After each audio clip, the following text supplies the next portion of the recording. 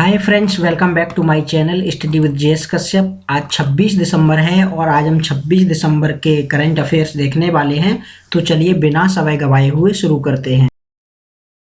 पहले हम 26 दिसंबर का इतिहास जान लेते हैं। 26 दिसंबर को क्या क्या घटनाएं हुई हैं आपकी। तो आज जो बर्थ एनिवर्सरी है आपकी ऊधम सिंह की। और ये ऊधम सिंह बहुत फेमस थे आपके फ्रीडम फाइटर, जिन्होंने जो जलियांवाला नरसंहार हुआ था 1919 में, उसके जो आपके जनरल ओ डायर थे उनको लंदन में जाके गोली मारी थी इन्होंने। तो ये ऊधम सिंह एक बहुत बड़े क्रांतिकारी थे। तो इनका आज जन्म दिवस है और इनको हम बहुत इनके लिए बहुत हमारे दिल में वो सम्मान है सब लोगों के लिए जो भी हमारे फ्रीडम फाइटर्स हुए हैं, ये उनमें से एक थे। उसके अलावा 1704 में गुरु गोविंद सिंह के जो बेटे थे फतेह सिंह और जोरावर, ये छोटे छोटे थे, कुछ एक 9 साल का था और 7 साल का लड़का था। इनको मर्डर कर दिया गया था। औरंगजेब का जो जनरल वजीर खान था उसके द्वारा इनको दीवार में जिंदा चिनवा दिया गया था, क्योंकि इन्होंने इस्लाम धर्म को स्वीकार करने से मना कर दिया था। उसके अलावा 1925 में कम्युनिस्ट पार्टी की स्थापना की गई थी कानपुर में। किसके द्वारा? एम.एन. रॉय, ई. ट्रेंट, अबनी मुखर्जी और एम.पी.टी. आचार्य के द्वारा। ये 1925 में कम्युनिस्ट पार्टी की स्थापना की गई थी। उसके अलावा 1978 में जो उस समय की प्रधानमंत्री थी इंदिरा गांधी, इनको अरेस्ट किया गया था और आज के दिन ही इसको जेल से छोड़ा गया था 1978 में। 1975 के दशक में जो आपातकाल भी लगा था, उसमें बहुत सारी घटनाएं हुई थी उस कालक्रम में। उसके अलावा 1997 में जो ओडिशा की मुख्य पार्टी है अभी वर्तमान में, इसी का वहाँ पर सरकार बनी हुई है, जो नवीन पटनायक जी हैं, जो दल है उनका बीजू जनता दल की स्थापना की गई थी। एक पॉलिटिशियन थे बीजू नाम के, इन्होंने इसकी स्थापना की थी। तो ये जो उड़ीसा है आपका, ये उसकी मुख्य पार्टी है।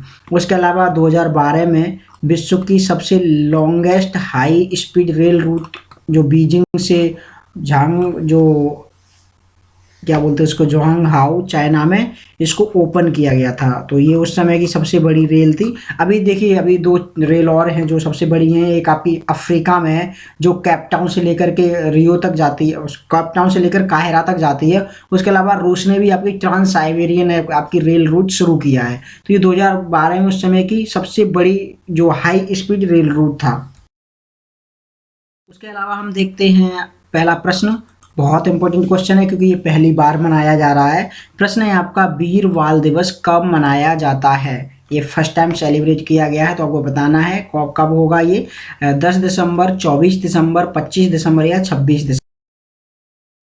इस प्रश्न का सही आंसर है 26 दिसंबर।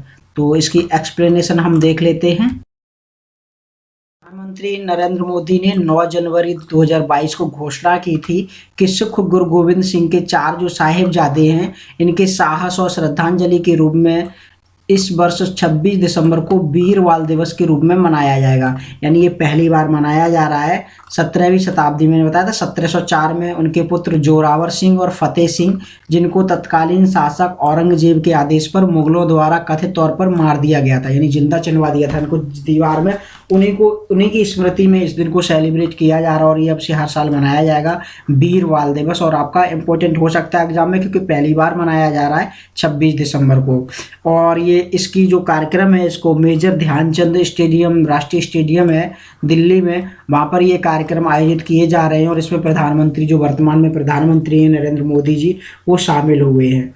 और ये जो आपका इतिहास है, तो ये मैंने बता ही दिया आपको। औरंगजेब ने 1704 ईस्वी में जो उनको मरवा दिया था, उनका जो वजीर था आपका, क्या नाम था उसका, वजीर खान, तो उन्होंने मरवा दिया था। और ये काफ़ी उनसे वो जो आपके अंतिम गुरु थे गुरु गोविंद सिंह, और उनसे साथ इनका काफ़ी युद्ध भी चला था, काफ़ी लड़ाइयाँ भी हुई थी। और ये जो औरंगजेब था, ये हर किसी को इस्लाम बना देना चाह रहा था। तो इसी क्रम में इनको इनके जो बच्चे थे, उनके जो 4 बेटे थे, उनको कहीं ना कहीं 2 को तो दीवार में जिंदा चनवा दिया था और बाकी के 2 को भी मार दिया था। तो उनको याद करने के लिए मोदी जी ने ये दिन को स्टार्ट किया था। तो 26 दिसंबर को आपका वीर बाल दिवस। अगला प्रश्न है, India the mother of democracy पुस्तक को किसने तैयार किया है? ये पुस्तक आपकी अभी लॉन्च की गई है, आपको बताना है इसको तैयार किसने किया है। ऑप्शंस आपके, मिनिस्ट्री ऑफ एक्सटर्नल अफेयर्स यानी विदेश मंत्रालय, Indian council of historical research यानी भारतीय इतिहास अनुसंधान परिषद, नीति आयोग, या फिर मिनिस्ट्री ऑफ होम अफेयर्स गृह मंत्रालय। इस प्रश्न का सही आंसर है आपका Indian council of historical research, यानी भारतीय इतिहास अनुसंधान परिषद। इसको शॉर्ट में ICHR ही बोलते हैं, ठीक है, इसको ICHR का लिखा जाता है मोस्टली।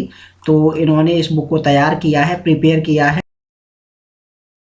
तो ये आपकी बुक है और इसको अभी मतलब लॉन्च किसने किया है, आपके जो यहाँ पर पीछे दिख रहे हैं आपके जो शिक्षा मंत्री हैं आपके धर्मेंद्र आपके प्रधान है, इन्होंने इसको लॉन्च किया है। और ये बुक का नाम है India the mother of democracy, और इनको अभी लॉन्च किया गया है। जिसको ICHR के जो अध्यक्ष और सदस्य थे प्रोफेसर रघुवेंद्र तंवर और प्रोफेसर अशोक कदम, वो भी यहाँ पर अभी जो प्रोग्राम किया गया था मतलब इसको वहाँ पर आपके उपस्थित थे। और इसकी एक जो कृति है इस पुस्तक की, ये प्रधानमंत्री श्री नरेंद्र मोदी जी को भेंट दी गई है।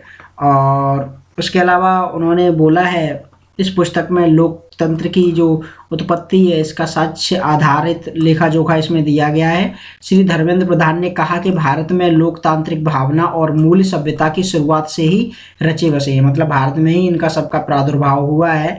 उन्होंने कहा कि ICHR द्वारा प्रकाशित यह पुस्तक भारतीय लोकतंत्र की उत्पत्ति और उसके आदर्शों का साक्ष्य आधारित लेखा जोखा है। यह पुस्तक प्रजातंत्र, जनतंत्र और लोकतंत्र के बीच अंतर को रेखांकित करती है। इस पुस्तक में युगों युगों से भारत में प्रचलित लोकतांत्रिक संस्थाओं के असंख्य उदाहरण हैं, मतलब इसमें भारत की जो संस्कृति उसके बारे में बताया गया है कि लोकतंत्र कैसे हमारे पहले में काम करता था, इसके बारे में ये सब बताया गया। तो ये बुक आपको मुख्यतः किसने लॉन्च की है, धर्मेंद्र प्रधान जी ने, और इसकी एक कृति आपको मोदी जी को दी गई है। और इसको किसने कंपाइल किया है, मतलब इसको किसने प्रिपेयर किया है, तो आपका जो ICHR ने इसको प्रिपेयर किया है इसको। प्रश्न है हाल ही में नेपाल के नए प्रधानमंत्री कौन बने हैं, तो इसके ऑप्शन है आपके शेर बहादुर दाउआ, आपके विद्या देवी भंडारी, प्रविंद कुमार जगन्नाथ या पुष्प कुमार दहल। तो प्रश्न का सही आंसर है पुष्प कुमार दहल। इनके नाम के आगे प्रचंड भी लिखा जाता है, ठीक है, तो इनके नाम के आगे प्रचंड भी लगा सकते हैं आप। इनका पूरा नाम है पुष्प कुमार दहल प्रचंड। एक्सप्लेनेशन देख लेते हैं। पुष्प कुमार आपके प्रचंड है, दहल प्रचंड हैं, और इनको अभी तीसरी बार नेपाल के प्राइम मिनिस्टर इनको बनाया गया है। वर्तमान में प्राइम मिनिस्टर जो शेर बहादुर दाउआ थे उनके स्थान पर इनको बनाया गया है। और इससे पहले ये 2008 और 2016 में भी इस नेपाल के प्रधानमंत्री रह चुके हैं। नेपाल की हम स्थिति देखते हैं तो भारत के ये कॉर्नर में ये भारत है हमारा, और इसके ऊपर जो देखेंगे तो उत्तर की साइड में ये नेपाल स्थित है। राजधानी इसकी काठमांडू है, जो कि सार्क का हेडक्वार्टर है। सार्क आपका साउथ जो आपका जो एशियन आपके हैं जो दक्षिण कंट्री हैं उनका हेडक्वार्टर आपका काठमांडू में ही है। और वर्तमान में प्रेसिडेंट आपकी विद्या देवी भंडारी हैं, और इसकी करेंसी नेपालीज रुपी है, जो वर्तमान में भारत के 0.62 इंडियन रुपी के बराबर है। यानी भारत का 1 रुपया है जो मतलब हमारा भारत का रुपया इससे मजबूत है। तो ये नेपाल के बारे में कुछ जानकारी थी। अगला प्रश्न है हाल ही में जारी आंकड़ों के अनुसार देश में प्रति कृषक परिवार की औसत आय किस राज्य में सर्वाधिक है, यानी जो आपकी फार्मर्स की जो इनकम है आपको बताना है कौन सा स्टेट इसमें टॉप किया है, सबसे ज़्यादा जो एवरेज इनकम है आपकी एनुअली। तो इस प्रश्न का जो ऑप्शन है आपके पंजाब, हरियाणा, उत्तर प्रदेश या मेघालय। मुझे लगता है इसमें मोस्टली लोग रॉन्ग करने वाले हैं, आप गैस कीजिए क्या हो सकता है इस प्रश्न का आंसर। सही आंसर है मेघालय। मोस्टली लोग सोचते हैं कि पंजाब सबसे ज़्यादा आपका कृषि प्रधान आपका स्टेट है, लेकिन इसका ऑप्शन जो है जो पर मतलब फैमिली जो आपकी इनकम है वो मेघालय में सर्वाधिक है।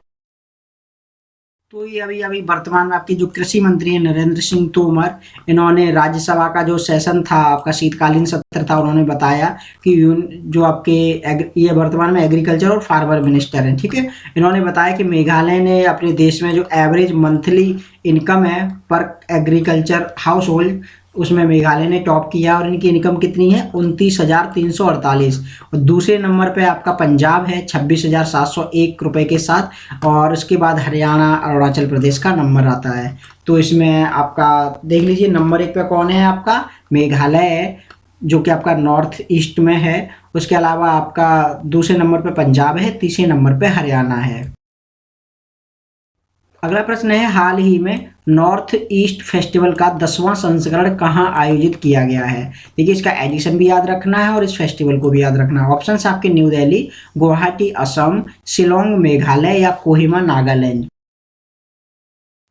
प्रश्न का सही आंसर है आपका न्यू दिल्ली। ये न्यू दिल्ली में आयोजित किया जाएगा। मोस्टली आपके जो ट्राइबल फेस्टिवल है आपके इस बार बहुत सारे न्यू दिल्ली में आयोजित किए गए हैं। तो अगर कोई भी ऐसा ट्राइबल का फेस्टिवल आता है तो मोस्टली न्यू दिल्ली मार देंगे तो सही हो जाएगा। तो ये आपका नॉर्थ ईस्ट आपका फेस्टिवल है जो कि नई दिल्ली में आयोजित किया गया है। 23 से लेकर के 26 दिसंबर तक इसको जवाहरलाल नेहरू जो आपका स्टेडियम है नई दिल्ली में, वहाँ पर आयोजित किया गया है और ये इसका 10वां एडिशन है। और इसमें इसका उद्देश्य है, तो इसमें जो आपके नॉर्थ ईस्ट के diverse life, culture, tradition, tourism इसको प्रमोट करना है। Micro small and medium enterprises minister हैं आपके नारायण राणे, इन्होंने जो MSME एग्जीबिशन था नॉर्थ ईस्ट फेस्टिवल का, उसका इनॉग्रेशन किया है। और इसके जो लास्ट 2 एडिशन है, इससे पहले देखिए गुवाहाटी में हुआ था, ठीक है, और ये आपका जो अभी हुआ है वो नई दिल्ली में किया गया इस साल का। तो ये आपकी कुछ महत्वपूर्ण जानकारी थी जो हमने कवर। अगला प्रश्न है, हाल ही में जारी फोर्ब्स की सूची में शीर्ष 25 में सबसे ज़्यादा कमाई करने वाली महिला एथलीट में कौन भारतीय शामिल हैं। ठीक है, तो इंडियन वुमेन बताना है। जो आपका टॉप 25 आपकी फोर्ब्स की लिस्ट है उसमें आपको नाम बताना है कौन इंडियन है। ऑप्शन आपके मीराबाई चानू, मैरी कॉम, साइना नेहवाल या पीवी सिंधु। प्रश्न का सही आंसर है पीवी सिंधु। कौन सी स्टार हैं ये? बैडमिंटन स्टार हैं। तो इंडिया की जो बैडमिंटन स्टार है पीवी सिंधु, इन्होंने अपनी केवल अकेली भारतीय हैं आपकी स्पोर्ट पर्सन है टॉप 50 जो आपकी फोर्ब्स में कमाई करने वाली जो महिलाओं की सूची है उसमें। तो इसमें जो आपकी इनको आपकी पीवी सिंधु है, इनको 12वां स्थान मिला है और इनकी जो नेट वर्थ है आपकी एनुअली $7.1 मिलियन है। और जो ये आपकी 2016 में इन्होंने टोक्यो ओलंपिक में सिल्वर मेडल जीता था और नाओमी ओसाका ने इस लिस्ट में टॉप किया है। तो ये मैंने टॉप जो 18 की लिस्ट दी है क्योंकि 25 तो इतना ज़्यादा इंपॉर्टेंट नहीं है, तो मैंने टॉप शुरुआत के 10 इंपॉर्टेंट रहते हैं और उसके बाद आपका जो इंडियन है जो फेमस है वो इम्पोर्टेंट है। तो पहले नंबर पर कौन है आपका? नाओमी ओसाका, टेनिस की प्लेयर है जापान की। ठीक है, ये जापान की है टेनिस प्लेयर। इनकी कितनी बर्थ है? 51.1 मिलियन। दूसरे नंबर पर सेरेना विलियम्स यूएसए की टेनिस प्लेयर है और तीसरे नंबर पर एलियन गू चाइना की आपकी हैं। ठीक है, ये स्काइंग है। तो ये 3 नंबर याद रख लीजिए अगर याद रखना है। उसके बाद अपना भारत का पीवी सिंधु है, इंडिया की बैडमिंटन प्लेयर है। किस खेल से हैं? 2016 में इन्होंने सिल्वर जीता था। और इनकी नेटवर्थ क्या है? इतना इंपॉर्टेंट है आपके लिए एग्जाम में, अगर आएगा तो आप इसमें कर पाएंगे। आपका हाल ही में right to repair portal launch किया गया है। आपको बताना इसको किसने लॉन्च किया है। ऑप्शन से आपके पीयूष गोयल, अनुराग सिंह ठाकुर, अश्विनी वैष्णव या नारायण राणे। प्रश्न का सही आंसर है आपका पीयूष गोयल। एक्सप्लेनेशन देख लेते हैं। तो आपका ये देखिए राइट टू रिपेयर आपका जो प्लेटफॉर्म है इसको लॉन्च किया गया है। ये जो आपके बीच में दिख रहे हैं ये आपके पीयूष गोयल जी हैं। तो अभी ये कौन से मंत्री हैं? देखिए, एक तो ये वाणिज्य और उद्योग मंत्री भी हैं, उसके अलावा ये food and consumer affairs minister भी हैं आपके। इन्होंने आपका राइट टू रिपेयर पोर्टल को लॉन्च किया है। इसके बारे में देख लेते हैं राइट टू रिपेयर क्या है। जैसे आप कोई भी सामान खरीदते हैं तो क्या होता है, कभी वो ख़राब हो जाता है तो हमें उसके मैन्युफैक्चरर के पास जाना पड़ता है और वो जब तक वारंटी में रहता है तब तक किसी दूसरी तीसरी जगह अगर आप दिखाएंगे थर्ड पार्टी को तो वो क्लेम नहीं होगा। उसके अलावा क्या होगा कि अगर कुछ ख़राब हो गया तो फिर बोलेगा आपने दूसरी जगह क्यों दिखाया है। तो इसलिए आपको राइट टू रिपेयर का जो आपका पोर्टल इसको लॉन्च किया गया है।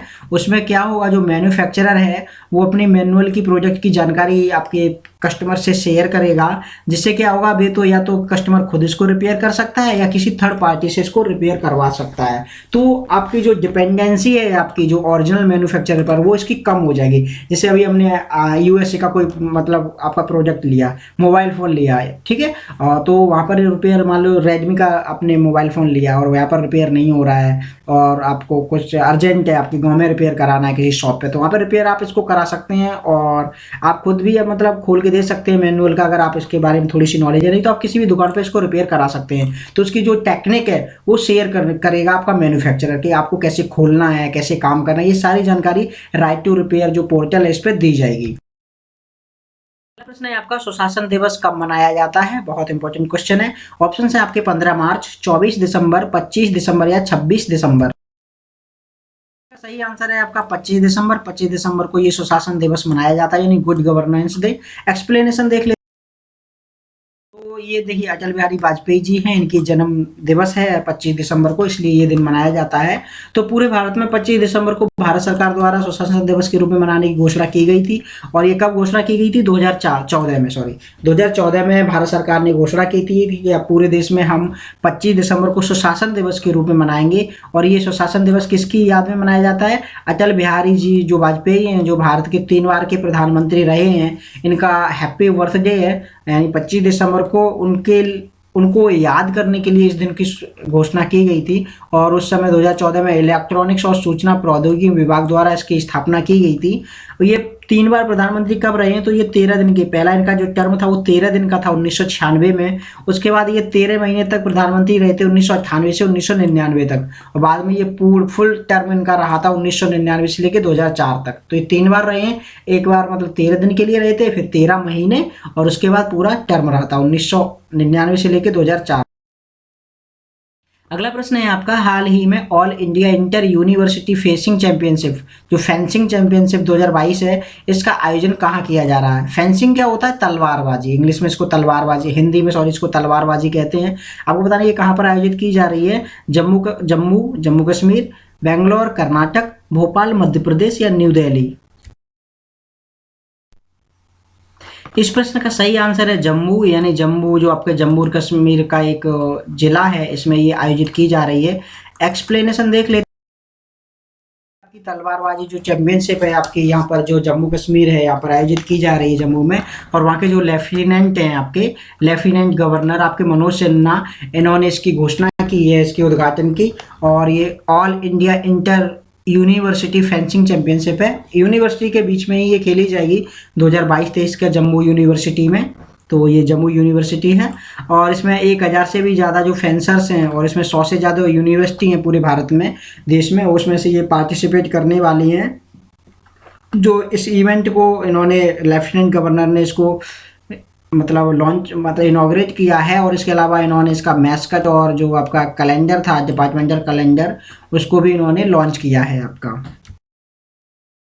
अगला प्रश्न है आपका, राष्ट्रपति पर महाभियोग संविधान के किस अनुच्छेद में है? आपका जो इम्पीचमेंट ऑन जो प्रेसिडेंट है वो किस अनुच्छेद में वर्णित है? ऑप्शन है आपके आर्टिकल 52, आर्टिकल 55, आर्टिकल 56 और आर्टिकल 61। प्रश्न का सही आंसर है आर्टिकल 61। आर्टिकल 61 जो आपका अनुच्छेद 61 है वो राष्ट्रपति पर महाभियोग से संबंधित है। हम इसकी एक्सप्लेनेशन देखते हैं, साथ साथ में कुछ और भी आपके अनुच्छेद देख लेते हैं। तो देखिए अनुच्छेद जो 61 है राष्ट्रपति के महाभियोग की प्रक्रिया को बताता है। और जो आपका क्वेश्चन पूछा जाता है कि किस दिशा में राष्ट्रपति पर महाभियोग लगाया जाता है, तो सबसे इंपॉर्टेंट एक ही है कि संविधान का उल्लंघन। अगर संविधान का उल्लंघन राष्ट्रपति के द्वारा किया जाता है तो उस पर महाभियोग लाया जा सकता है। बाकी किसी स्थिति में इनको महाभियोग मतलब नहीं लाया जाएगा। चाहे आपका पॉलिटिकल मुद्दा हो, चाहे कोई दूसरा मुद्दा हो, उसमें आप नहीं लाएंगे। लेकिन अगर आपको संविधान का उल्लंघन हुआ है तो इसके खिलाफ मतलब राष्ट्रपति जी के खिलाफ आप जो इम्पीचमेंट है वो ला सकते हैं। और इसे संसद में किसी भी सदन के द्वारा लाया जा सकता है और इसको 2/3 की मेजोरिटी से पास किया जाता है। और ये बहुत बार मतलब आता रहता है आपका। तो अब बाकी के अनुच्छेद हम देख लेते हैं, एक बार रिवीजन कर लेते हैं जो हमने कल पढ़े थे। अनुच्छेद जो 52 है आपका, वो कहता है कि भारत का एक राष्ट्रपति होगा, there shall be a president of India. और अनुच्छेद जो 54 है वो आपका राष्ट्रपति का जो चयन है उसको निर्वाचक मंडल द्वारा किया जाता है। तो उसमें निर्वाचक मंडल में कौन कौन शामिल होते हैं ये 54 आपका बताता है। उसके अलावा जो 55 है आपका आर्टिकल, इंपॉर्टेंट यहाँ पर मैंने कवर किए हैं, ये आपका बताता है कि राष्ट्रपति का जो चुनाव होता है वो कैसे होता है। और ये राष्ट्रपति का जो चुनाव है वो एकल संक्रमणीय मत पद्धति के माध्यम से किया जाता है और ये एग्जाम में पूछा जाता है। एकल संक्रमणीय मत पद्धति क्या होती है? उसका जो आपका पॉपुलेशन है उसके ऊपर जो मिनिस्टर हैं और उसका एक रेशियो होता है, उसको रेशियो निकाल के उनको एक वोट निकाला जाता है। उसके अलावा आर्टिकल को देखते हैं, आर्टिकल 56 क्या है? उसमें राष्ट्रपति के पद से रिलेटेड है कि जो राष्ट्रपति का पद है वो 5 साल के लिए होगा, अब जब से वो उसको पद पे शपथ लेते हैं। लेकिन अगर फिर भी नया राष्ट्रपति नहीं चुना जाता है उस पद पे भी वो बने रहते हैं तब तक। आर्टिकल जो 57 है वो बताता है कि राष्ट्रपति इस पर किसी भी अपने पद पर दोबारा निर्वाचन हो सकते हैं। मतलब कोई भी राष्ट्रपति बनने के लिए भारत में समय सीमा नहीं है, जैसे कि अमेरिका में 2 बार ही राष्ट्रपति बन सकते हैं, लेकिन भारत में कोई भी व्यक्ति कितनी भी बार राष्ट्रपति बन सकता है। तो ये राष्ट्रपति का चुनाव लड़ा जा सकता है। तो ये आर्टिकल 57 में बताया गया है। आर्टिकल 58 कहता है अगर कोई व्यक्ति राष्ट्रपति बनना चाहता है तो कोई लाभ के पद पर नहीं होना चाहिए, मतलब कोई भी जैसे आपका गवर्नमेंट ऑफिसर नहीं होना चाहिए, उसके अलावा लोकसभा या फिर राज्यसभा का सदस्य भी नहीं होना चाहिए। तो ऐसे ही लोगों को ही आपका राष्ट्रपति का जो पद है वो दिया जाता है। और इसके अलावा अनुच्छेद जो आपका 60 है वो कहता है कि राष्ट्रपति के द्वारा जो शपथ है वो अनुच्छेद 60 में दी गई है। और इनको शपथ कौन दिलाता है? भारत के जो मुख्य न्यायाधीश हैं सुप्रीम कोर्ट के, वो इनको शपथ दिलाते हैं। तो सुप्रीम कोर्ट यानी भारत के मुख्य न्यायाधीश कौन होते हैं? सुप्रीम कोर्ट के जो आपके चीफ जो आपके जस्टिस हैं वो आपके भारत के भी मुख्य न्यायाधीश होते हैं, वो राष्ट्रपति को शपथ दिलाते हैं। और अगर बाई चांस मुख्य जो आपके न्यायाधीश हैं वो अनुपस्थित हों तो सुप्रीम कोर्ट का कोई दूसरा न्यायाधीश इनको शपथ दिला सकता है। अनुच्छेद 52 जो 62 कहता है, 61 तो आपका इम्पीचमेंट हो गया, 62 कहता है कि अगर राष्ट्रपति की मृत्यु हो जाती है या वो अपने पद को त्याग देते हैं या किसी प्रकार पद से हटाए जाते हैं तो 6 माह के भीतर दोबारा चुनाव करके या निर्वाचन करके उस पद को भरना अनिवार्य है। 6 माह से पहले ये जो आपकी वैकेंसी है, जो आपका ये पद है, इसको भर देना चाहिए। ये आपका 62 में दिया गया है।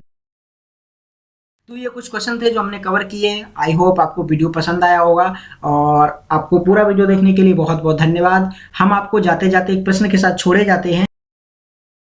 प्रश्न है आपका, विजय हजारे ट्रॉफी 2022 को किसने जीता है? अगर आपने हमारी क्लास को रेगुलर लिया है, अटेंड किया है, तो आप क्वेश्चन को आंसर कर पाएंगे, क्योंकि आगे जो आने वाले एग्जाम्स में किसी न किसी में ये जो ट्रॉफियाँ होती हैं वो पूछ ली जाती हैं। तो आप इस प्रश्न का आंसर कमेंट सेक्शन में ज़रूर दीजिएगा। अगर आपने क्लास अटेंड नहीं की है तो जो आपका नवंबर और दिसंबर का आपका जो पुराना आपका प्लेलिस्ट है उसमें जाकर के आप इस क्लास को जरूर देखिएगा, तो इससे आपका क्लियर हो जाएगा और इसमें आप आंसर कर पाएंगे। तो आई होप वीडियो आपको पसंद आया होगा। पूरा वीडियो देखने के लिए पुनः बहुत बहुत धन्यवाद। मिलते हैं आपको कुछ नए प्रश्नों की सीरीज के साथ एक नई वीडियो में कुछ नई ऊर्जा के साथ। तब तक के लिए नमस्कार, जय हिंद।